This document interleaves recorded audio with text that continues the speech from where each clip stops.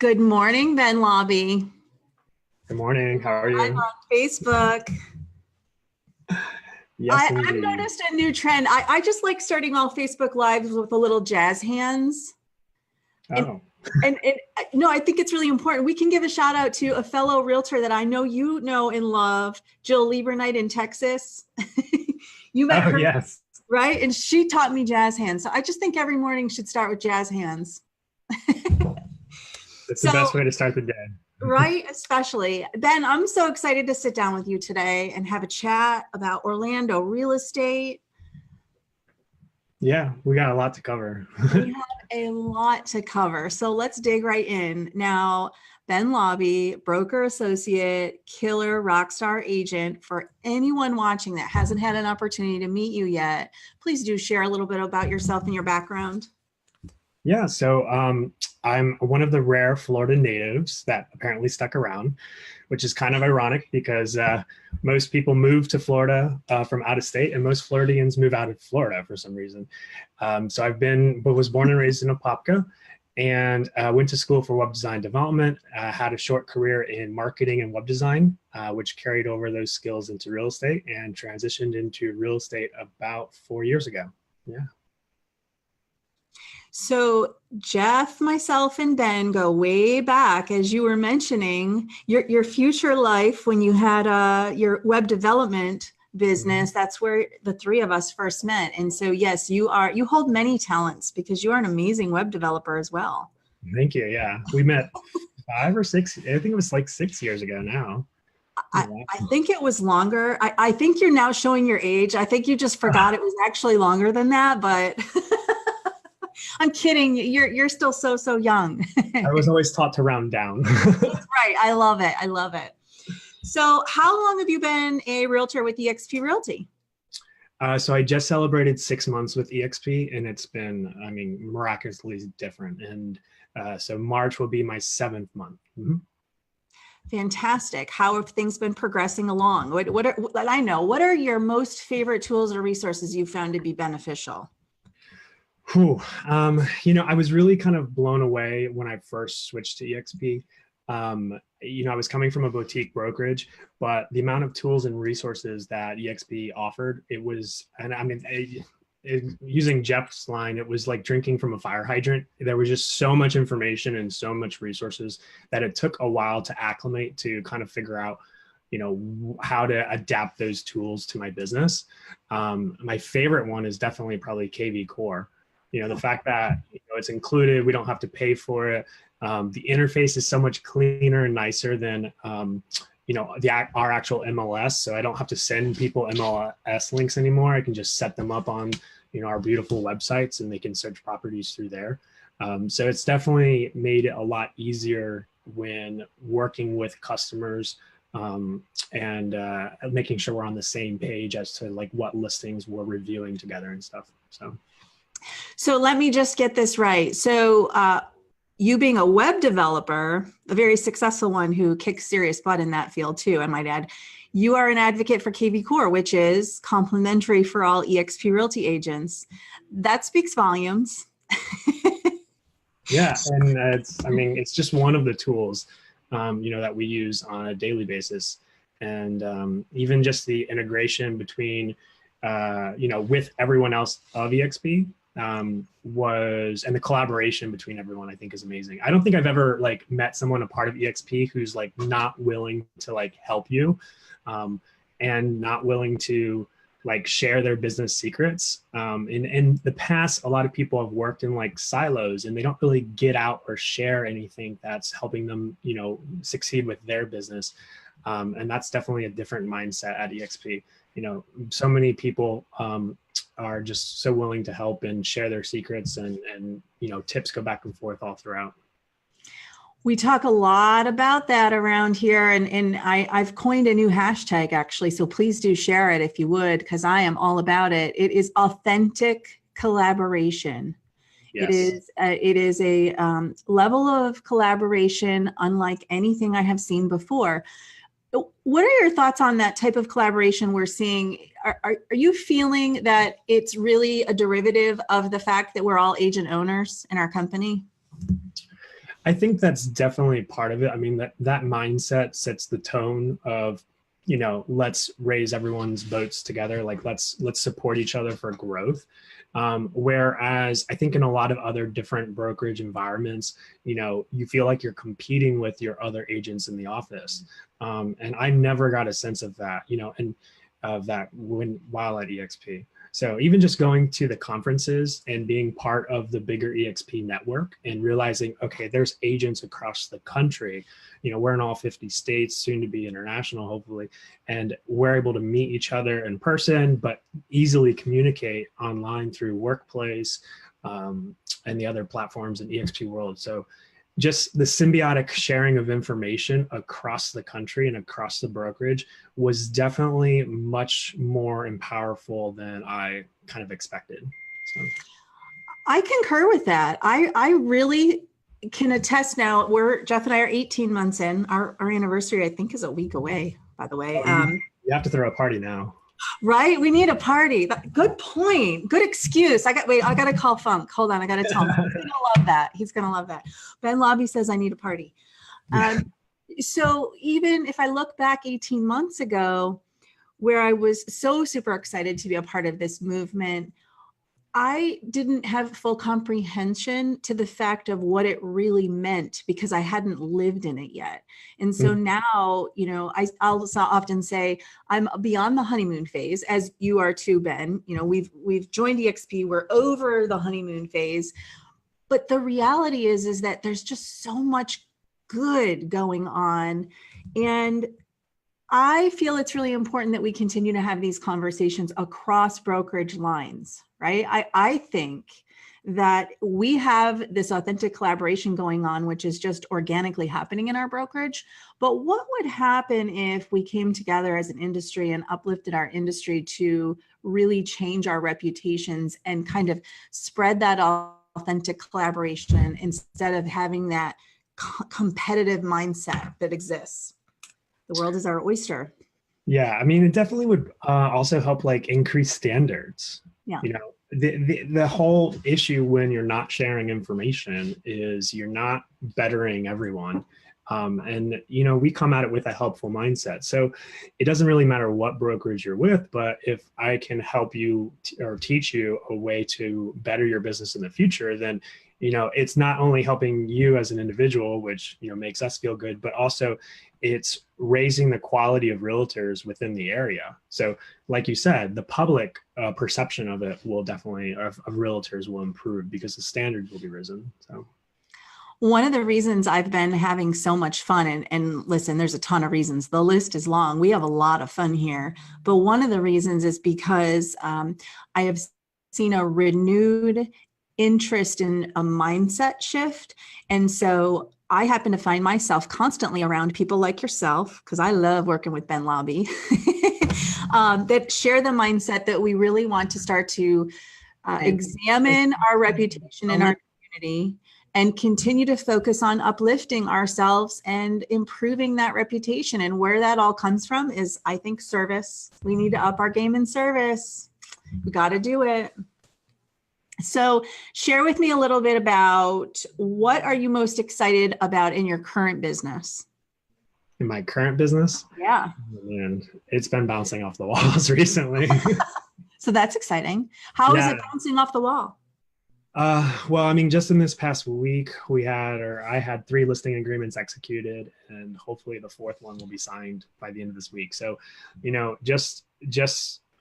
one week can be good, one week can be average, but this past week has been insanely valuable and educational, and meeting a lot of new people. My business is primarily referral based, so a lot of my business comes from either past customers or friends or in my sphere, and it's the time of year where people are thinking about buying again, so it's definitely, everything is picking up. Well, that's great news to hear. And so you mentioned that 4th listing agreement that is almost ready to be signed. I just want to go on record to those potential sellers, sign it. Ben's amazing. And so that's a done deal. Well, we're on the topic of what you're excited about. What are you most excited about in your future goals? Yeah, so goals always tend to be numeric. So starting with the numeric goals, last year was 2018 was definitely a wonderful year for me. I essentially doubled my business in 2018 from 2017, closing it with like 7.5 million in sales volume. So I'm really hoping to break the 10,000 million mark this year within the calendar year. And it looks right now I'm on track for that numerically. So that's I'm excited about. But also in my future business, I want to grow obviously myself, my skill set, but also my support system. So probably later in the end of this year, I'll be needing either an assistant or a buyer's agent to help work, these customers and make sure that we're on pace to hit that mark. And then in reality, just getting more and more involved and connected with everyone across eXp. I mean, our brokerage is growing. So it's every week there's new people that get to join the team, and it's just meeting them and being more involved and sharing my knowledge that I've developed over the last 4 years in this business. Sharing it with those agents is definitely something I'm excited to do this year. So in an environment where it's totally supported. That's so awesome to hear. I mean, the goals that you are setting and achieving, I love watching your growth and just seeing you're killing it, and it's great. And one of the things I love about you on that long list is that you have a focus on service, because that, I think everyone knows, that's really at the top of my list at all times, is how are we focused on service and improving the service level that we give to agents. I don't know if you saw the live that Jeff and I did yesterday. We were talking about photography. Mm. And so at its most basic form, what do we need to do in regard to listing photography? I know it's call the best photographer on the planet, right? Yes. And I love working with you and other realtors who share that same mindset of we have to up our game. Our sellers and our customers deserve every ounce of it. And so when you're doing that at the level that you're seeing those numbers continue to improve. It's because you are now able to assist more homeowners with homeownership. Absolutely. I love it. I love it. I love it. How do you feel your partnership with eXp has most enhanced your business? I think it's just the amount of resources that are available. There's specific access or specific points in my business that I definitely struggled with last year.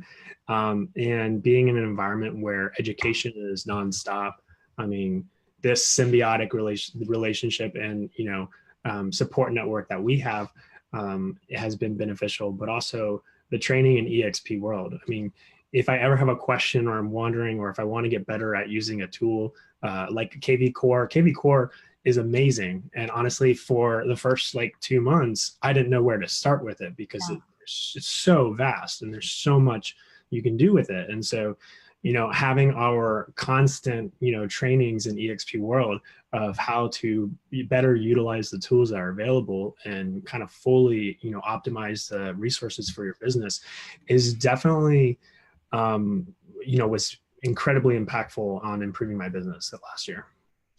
So you're touching on education in eXp world, which is something that I feel we could talk more about. Right. I think we as a brokerage can talk more about the education that we're provided is second to none. And I don't know if I've ever shared this story with you, but prior to Jeff and I joining eXp Realty, we were actually really close to opening our own brokerage. Right. We had done all of our research for a long time. And the true item that was holding me back in my mind with that at the time was that I knew that I just couldn't compete. It would take years and years and years to compete on the education side of the brokerage because there are amazing programs out there.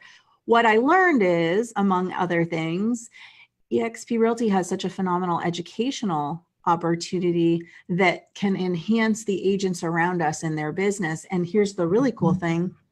It's accessible anywhere. Right. And so we're averaging about 25 to 30 new hours per week of training. And this is real live training that you can raise your hand and ask a question. We're not talking about online classes, right? Yeah.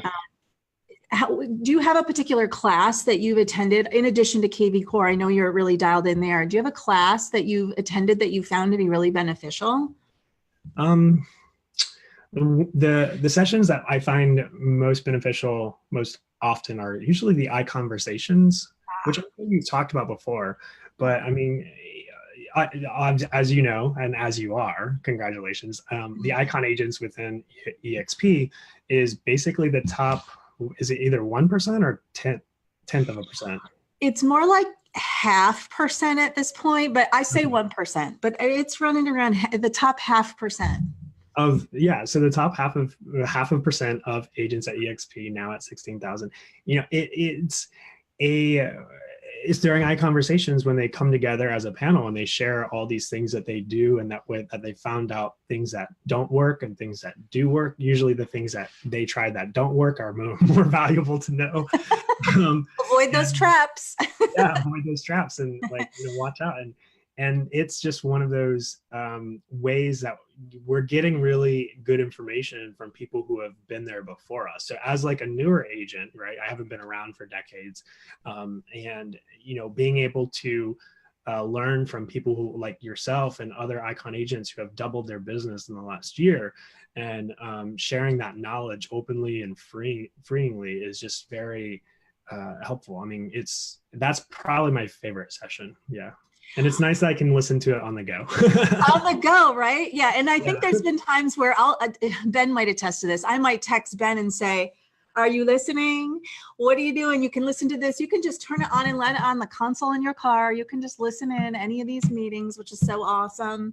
I love that you brought up iConversations. That too, I feel, is something we can talk more about as a brokerage, that it's almost a undervalued asset that we have, and I like to spread the awareness that it's available. And what's funny is, as an icon who attends iConversations, and I'm talking about as a guest. I mean, I've been on the panel, and that's great. It's an honor to share this information. But when I attend as a guest, I prefer to be at my desk, because do you know that I sit with a pen and paper and I take feverish notes, because as I'm an icon, right? But I'm learning from the icons, because we all have different experiences. Mm-hmm. And what I know too about Ben is like Jeff and I. Ben invests in himself and his continued education in the realtor profession, and you travel to conferences, right? You'll go to real estate conferences, right? We do that. Absolutely. What's so awesome about iConversations is you have a conference of top producing agents at your fingertips every Friday at noon Eastern Standard Time, sharing all their secret sauce that you can access on your phone. You don't have to go to any conference. Yeah, that's so true. And you walk away from that hour, at least I do, with multiple golden nuggets that you can just start executing on. Mm-hmm. And it's the golden nuggets that really make the difference. I mean, it's the little tidbits on how they've like, oh, you should try this, or maybe you've done an open house before, but I do it this way with this specific tactic. And some of those have just been like eye-opening, like, oh, why on earth did I not think about trying here? But yeah, exactly. I mean, it's conference style. It's as if you're going to a state conference. There's a panel sitting on the stage in eXp World, and it's free. It doesn't cost us anything to attend, which is great. It's the best conference we can go to. I love free. Free is good. Yeah. And it works like clockwork. So yeah. Every single week. All right. So on that topic, I'm going to do a harsh segue here, but okay. I want to touch on it. There's a little segue. You and I were at a local conference recently. So this is it's a great segue. Who am I kidding? We were at a local conference, you and I, in Tampa, and I had the pleasure of sitting in on a round table with you, which I just loved, because I loved kind of digging into topics with you that you teach me things, by the way. We were talking about millennials, as you yourself are a millennial and a realtor. Excuse me. So can you share a little bit about that conversation we had? And really it was digging into what challenges are millennials facing as it relates to home ownership currently? What are you seeing? Yeah, so I would say that one of my niches is working with millennials, and part of that's mostly because it's my natural sphere, and a lot of the millennials face very, very similar challenges. when it comes to home ownership.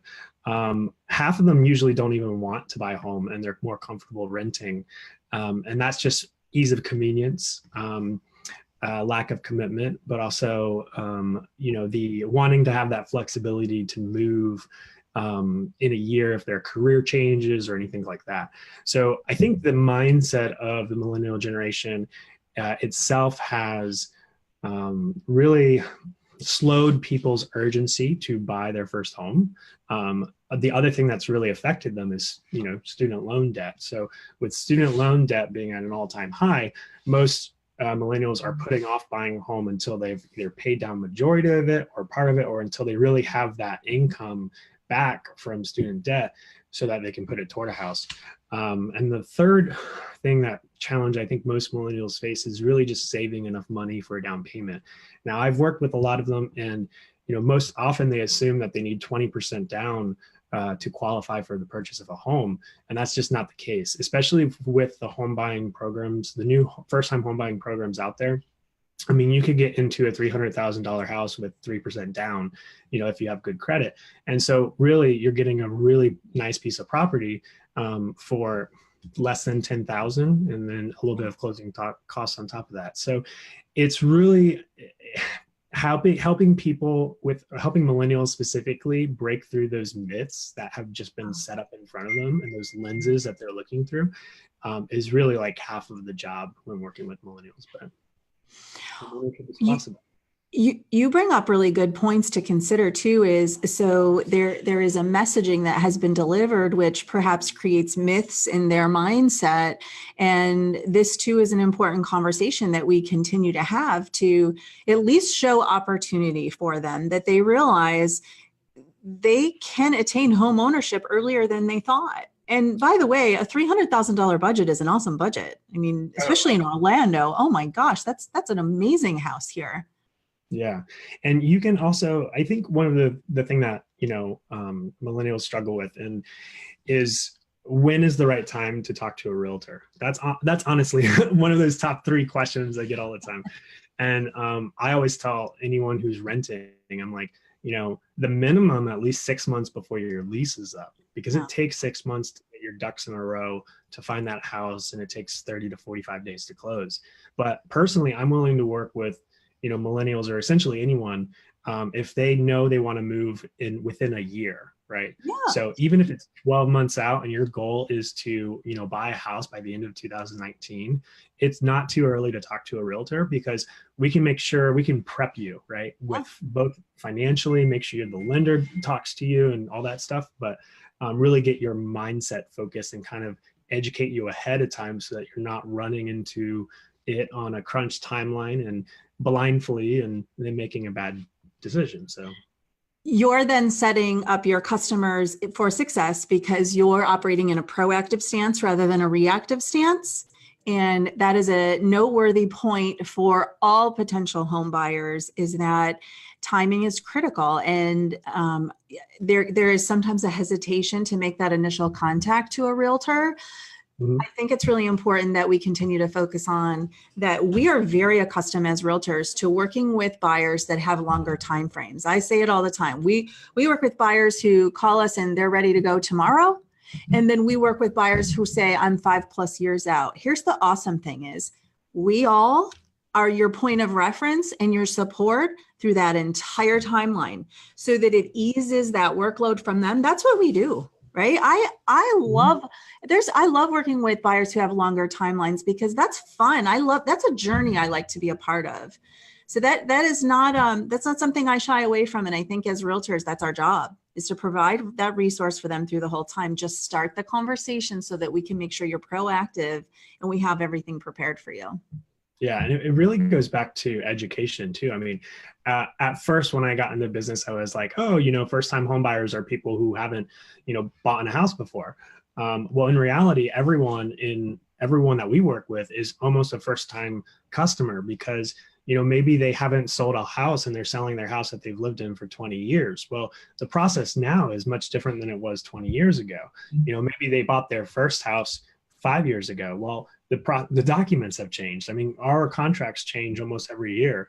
So it's one of those things where, like, starting the process early and talking to a realtor will help you get the education.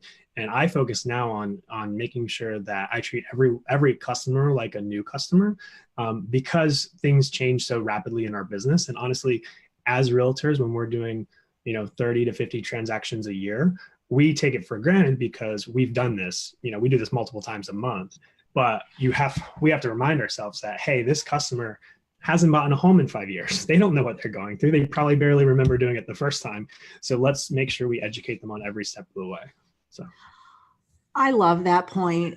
Oh my gosh, I love that point. And you know what, Ben, it's so important to remember as realtors, there's a technical side that, as you're mentioning, it's second nature to us. We're transacting time over again. So that transactional piece it comes easy for us, right? Mm-hmm. Can we please also remember that there's an emotional piece of this journey that we need to be cognizant and respectful of? We're representing buyers and sellers at a very emotional time. Certainly when we work with sellers who are turning that page into their next journey and saying goodbye to a place where they built memories. Mm-hmm. And this goes on to the service side. I get really sensitive and sentimental because I think that sometimes it's like you just want to give them a hug and say, thank you so much for allowing us to be a part of this journey. It's a special time. And so you are right. Let's not lose sight of that, because at times we can be very transactional. There's a whole entire piece we need to remember to be sensitive to. And that's that it's a huge part of their lives that we are a part of. And that's why I love my customers so much, because I get to be a part of that journey with them, which is just so special. Absolutely. So as we come to near our conclusion, I have got to know, I love asking the question, what do you love most about living in Orlando? Oh man, there's so many things. and a Florida native too. So this is going to be really good. Oh gosh. Difficult questions. What do I love most about living in Orlando? You can have a couple things. There's no wrong answer. So, I lived in the snow for a year. You did? I didn't know that. I did, yeah. I went to Providence, Rhode Island for college for a year. Well, that's the real deal. Yeah, that's legit snow and cold, and not as bad as the Midwest, but it was, wet and cold. So I've done that. I don't want to do it again. So, the weather in Orlando is great. And honestly, I think there's a couple great things about our city. It's truly a small, big city. I think a lot of our leadership is extremely accessible. Our activists are supportive. The love that Orlando has for, all of its citizens and everyone in Orlando is just great. So there's so much about Orlando that like a lot of people don't understand, because the culture is so hidden. So everyone thinks Disneyland and Disney, and granted, Disney brings a lot of benefits to the residents of Orlando and the city as a whole. But God, I could send you like a long list of restaurants to go enjoy, activities to do. We're only an hour away from the beaches, which is fantastic. So There's just so many positive points. I really don't understand why people live up north specifically. And let's go full transparency. We're talking about Florida weather, and I have a scarf on today, and you're in long sleeves. We're having a rare cold snap, but I do think the entire country is. And our cold snap is probably, what is our high today? It's going to be what? I think 60, maybe. I think so, yeah. But that constitutes a scarf. Yeah. This third day of the year that you can wear a scarf. That's so right. And I'm really embracing the cold today, because I think it's probably our last day, but. Yeah, absolutely. And we'll be at the beach next weekend. That's the best part. Not literally. That's a whole other Zoom, an entirely different day. Ben, I really enjoyed sitting down with you, as I always do. And I hope that this is the first of many conversations, because I would love to continue the conversation with you. Me too. We will definitely have to do this more often. Awesome. Would you like to share your contact information so that people know how to contact you? Yes, absolutely. So you can reach me via phone or text at 407-712-4836. And my email address is ben@benlaube.com. Fantastic. Make it a great day. I enjoyed the conversation greatly. Thank you. You too. Take care, Ben. Bye. Bye.